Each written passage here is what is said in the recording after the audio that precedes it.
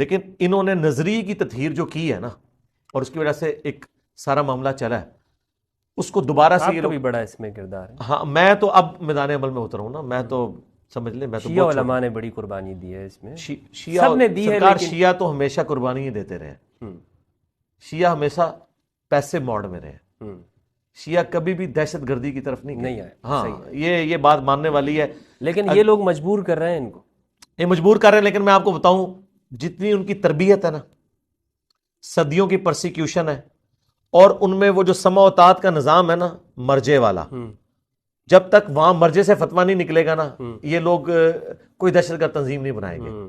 شیعہ کا مسئلہ یہ ہے کہ ان کو ڈیویٹ ہونے سے بچانا بڑا آسان ہے. ان کا ایک بڑا اسی طرح ہے جیسے عبد القادر جیلانی قبر سے نکل آئے نا تو بریلویوں کی کیا حالت ہوگی، یا امام حنیفہ قبر سے نکل آئے تو دیوبندیوں کی کیا حالت ہوگی اور بریلویوں کی، وہ کہیں گے اب تو ہمیں کسی کے فتوے کی ضرورت نہیں. شیعہ کے لیے یہ درجہ جو ہے نا وہ خامنائی صاحب کا اور سستانی صاحب کا، ظاہر ہے وہ زندہ امام کی تقلید کرتے ہیں نا. ادھر ایک فتویٰ نکلتا ہے ختم. ایک چھوٹا سا فتویٰ نکلا تھا کہ تمباکو کی فصل اگانا حرام ہے، تو لوگوں نے اپنی فصلوں کو آگ لگا دی تھی. جو آپ اربوں ڈالر خرچ کر کے ختم کرتے ہیں نا منشیات، وہاں ایک فتوے سے ختم ہو جاتی ہے.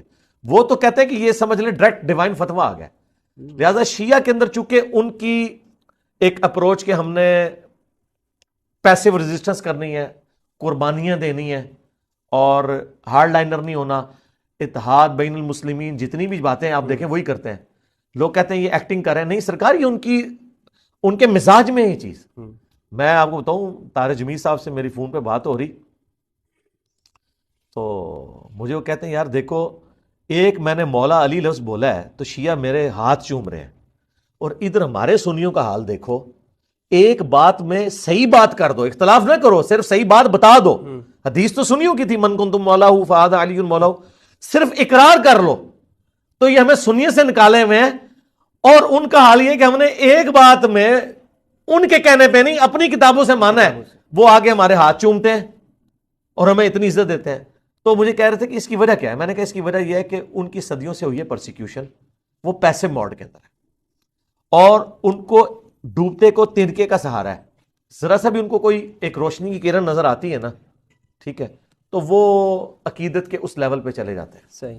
تو یہ ایک اتنا پازیٹیو پہلو ہے. یعنی میں سمجھتا ہوں کہ شیعہ کا سب سے بڑا ایسٹ یہ ہے کہ آپ اپنے اہل بیت کے ساتھ محبت ان کے سامنے ثابت کر دیں.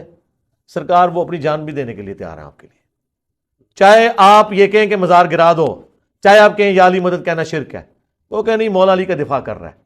دیکھ لیں 8ویں محرم کے دنوں میں سب سے زیادہ ویڈیوز میری شیئر ہو رہی ہوتی ہیں، حالانکہ میرا توحید کے بارے میں کتنا سخت سٹانس ہے، اور اسی طریقے سے اور عقیدہ امامت کے بارے میں بہت ہارڈ لائنر ہوں، لیکن انہوں نے ایک خوبی پکڑی کہ نہیں اہل بیت کا دفاع کر رہا ہے، باقی چیزوں پہ کمپرومائز ہوگا.